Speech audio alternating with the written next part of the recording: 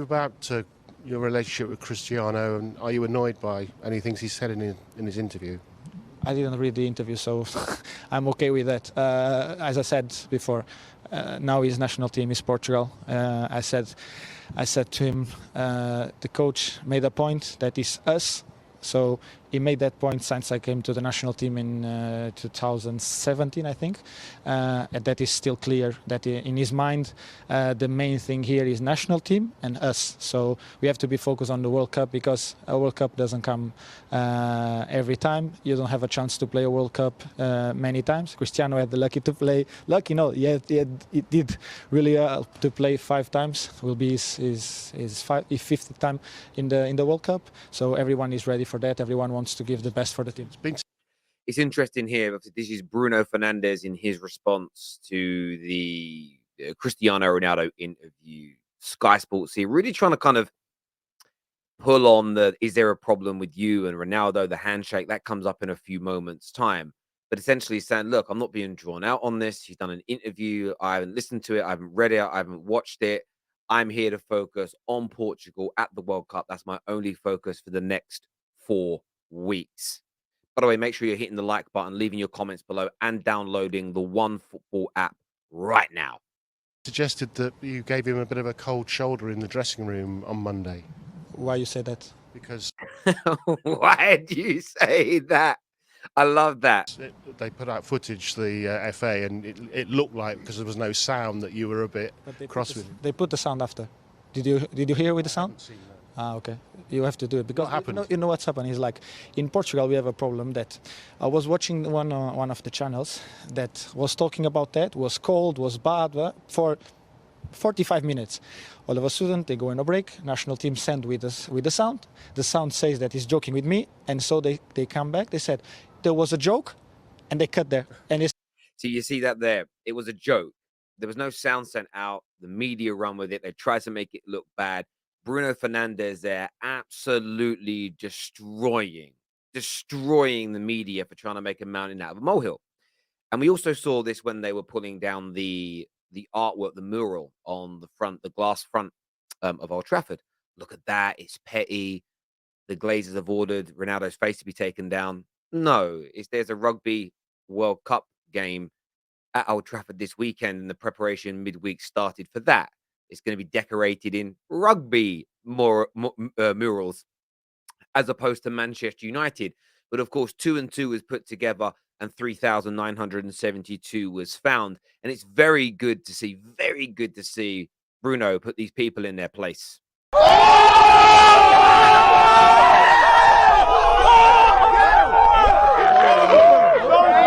Cristiano's a fantastic player, and as I've said before, him and Messi are the 2 best players probably ever to play the game. And again, it's no criticism. What I've said is age comes to all of us, and Cristiano obviously is feeling that, and he's finding it hard to deal with that. And obviously he's done an interview. It's gone global, and it's strange. Some of the comments are strange in it.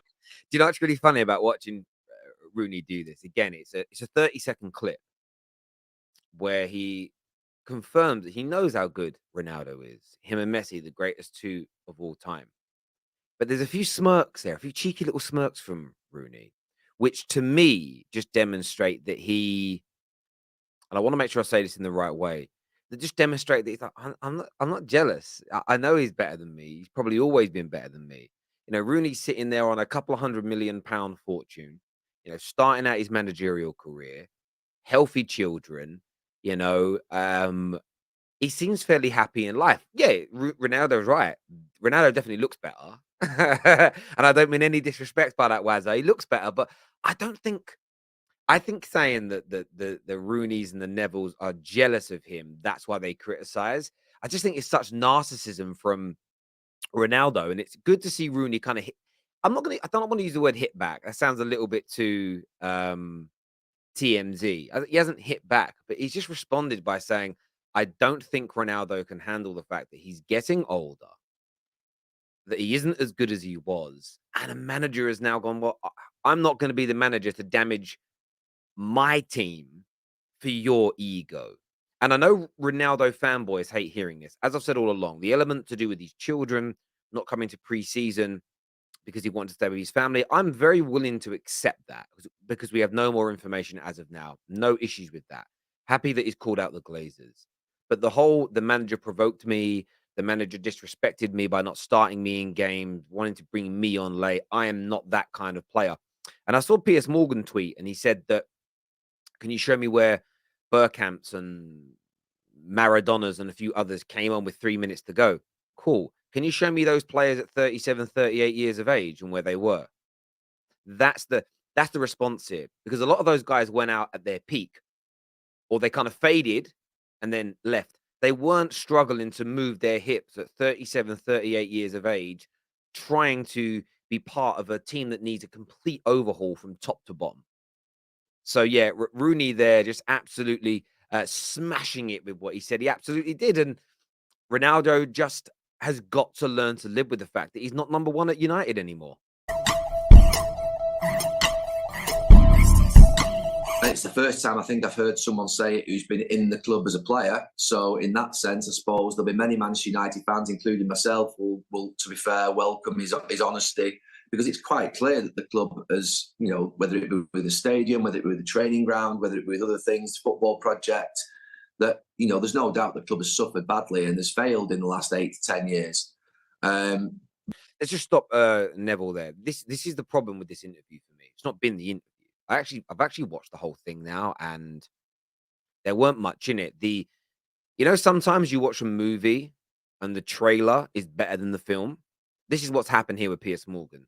The snippets were more insightful, more damning than the actual interview surrounding them. As a United fan, there wasn't anything said that I didn't already know about the Glazers, but it was good to have light shed, as Gary Neville has just said. And there was nothing that was said about Ten Hag that makes me think, oh, we've got a problem here. So, yeah, listen, I can break this down into bite-sized chunks, and I'm happy with elements. I'm dissatisfied with other areas, but calling out the Glazers is brilliant. The question now is, what are the fans going to do about it? Because I see all these United fans online that are like, let's get behind Ronaldo. He's called out the Glazers for us. These are the same men that are going to be going to the games and giving the Glazers money in the next match. Make it make sense, Jeff. But Cristiano joined the club 18 months ago knowing that. He knew that the club had stagnated. He knew the club was in a difficult position. He knew the club was falling well below the standards that it had set previously. And Cristiano was here to drag those standards up and work with those young players and try and bring them forward. I was disappointed when he criticised the young players and said that players aren't what they used to be, because that's what people used to say about us. That's what sometimes people said about us when we came through I'm glad Gary Neville has said that, because what I'm hearing from Ronaldo is what all generations do. Forget football, and you might be young watching this and you don't know it yet. But every generation does this. Oh, in my day, we all do it. I remember my dad doing it. I remember my nan and my granddad saying it about my dad. Oh, when I was young, when I was young, when I was young, when I was young, when I was coming up, when I first started work, when I was doing this, it was better.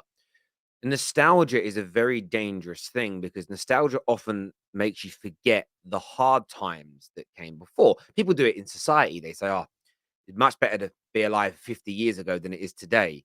But when you actually break things down, for many people in many parts of the world, this is the greatest time ever to be alive.